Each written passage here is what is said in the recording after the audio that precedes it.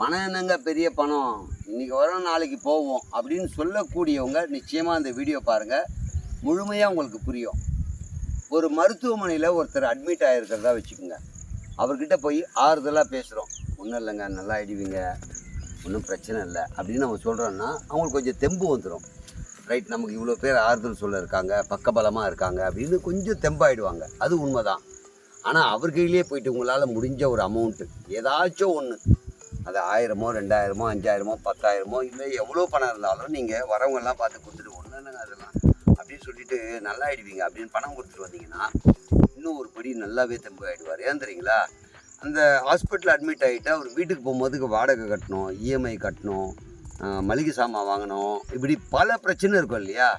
ஐயோ உடம்பு சரியில்லை, இதுக்கப்புறம் போய் கடனும் வாங்கி அதெல்லாம் சரி பண்ணும்போது இன்னும் நொந்து போயிருப்பார். அப்போ நீங்கள் ஆறுதல் சொன்னால் கொஞ்சம் எந்திரிக்கிறவர் பணம் கொடுத்தீங்கன்னா இன்னும் நல்லா தெம்பாக எழுந்திருப்பார். அப்போ நீங்கள் என்ன பண்ணணும்னா, இனிமேல் ஹாஸ்பிட்டலில் போயிட்டு இந்த பழத்தை கிலோ கணக்கில் வாங்கிட்டு போய் கொடுத்துட்டு நல்லா ஆகிடுவீங்க ஆறுதல் சொல்கிறது ஒரு பக்கம் வச்சுக்கோங்க. ஆனால் முக்கியமாக முடிஞ்ச வரைக்கும் ஏதோ ஒரு அமௌண்ட் அவர் கையில் கொடுத்துட்டு, இல்லைங்க பார்த்துக்கலாங்க வாங்க நாங்கள் இருக்கோம் அப்படின்னு சொல்லி பாருங்களேன், நிச்சயமாக அவர் தெம்பாயிடுவார், ரொம்ப ஆக்டிவாகிடுவார். அப்போ பணம் எவ்வளோ முக்கியம்னு பாருங்கள். ஆறுதலை தாண்டி பணம் ஒரு மனுஷனை சுறுசுறுப்பாக்குது, ஆக்டிவாக இருக்க வைக்குது, நிம்மதியை தருது. அப்படின்னா பணம் ரொம்ப முக்கியம். அதனால் நிறைய பேர் சொல்கிற மாதிரி பணம் என்னங்க, பணம் இன்றைக்கி வர நாளைக்கு அந்த டைலாக்லாம் பேசாதீங்க.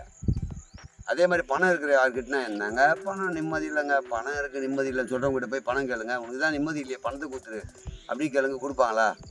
தரமாட்டார். ஏன்? பணம் முக்கியம் அவருக்கு தெரியும். டைலாக்ல மட்டும் பேசுவாங்க, பணம் என்னங்க பணம் அப்படின்வாங்க. அப்படி இல்லை. அதே மாதிரி பணம் இல்லாமல் அவசியப்படுறது ஜாஸ்தி, அவதிகள் ரொம்ப ஜாஸ்தி. அவரை கேட்டிங்கன்னா 1000 பிரச்சனை சொல்லுவார் பணம் இல்லாதவர். பணம் இருக்கிறவர் ஒரு 4 பிரச்சனை தான் சொல்லுவார். ஏன்னா பணத்தில் எல்லாம் சால்வ் பண்ணிருப்பார். ஒரு 4 பிரச்சனை தான் அவர் சொல்ல முடியும், இல்லை ஒரு 5-6 பிரச்சனை சொல்லுவார்.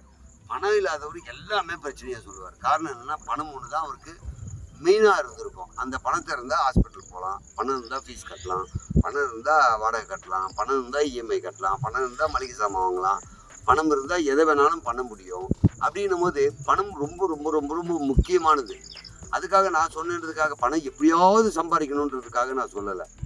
நேர்மையாக சம்பாதிங்க, நியாயமாக சம்பாதிங்க, ஆனால் பணத்தை சம்பாதிங்க. இதை தான் உங்கள் குழந்தைக்கு நீங்கள் சொல்லி தரணும்.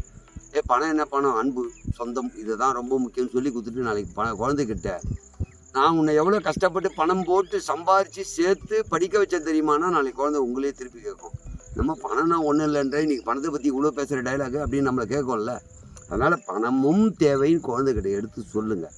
பணம்தான் தேவைன்னு சொல்லிடாதீங்க, அப்புறம் தப்பான வழிக்கு போயிடும். அதனால் பணம் தேவையும் வலியுறுத்தி குழந்தைய வளர்த்தா நல்லபடியாக நடக்கும். அதனால் இனிமேல் பணம் என்ன பணம் அப்படின்ற டைலாக் தயவு செஞ்சு சொல்லாதீங்க. ஓகேங்களா? நன்றி.